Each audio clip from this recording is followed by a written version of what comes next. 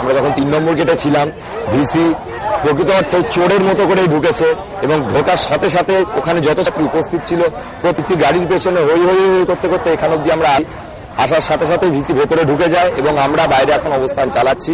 আমাদের পরবর্তী পদক্ষেপ আমরা ঠিক করব, কিন্তু প্রত্যেকের আমাদের বক্তব্য এই ভিসি যাদবপুর বিশ্ববিদ্যালয়ে থাকাকালীন আমরা তার কোনো অবস্থান মানছি না, আমরা এই কর্তৃপক্ষকে মানছি না। আমাদের পরবর্তী কর্মসূচি আমরা নিজেরা বসে ঠিক করবো, সেটা সেই মতো জানানো হবে।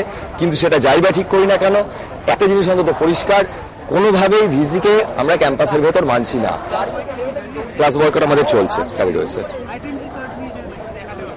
সেইটা সকালবেলা সেইটা দেখা চলছে। সেটা কি হয়েছে সেটা ভেতরে একটু বাদে খবর যাওয়া হবে, সেটা যাই বা হোক সেটা আমরা একটু বাদে বসে মানে নিজেরাই ঠিক করবো।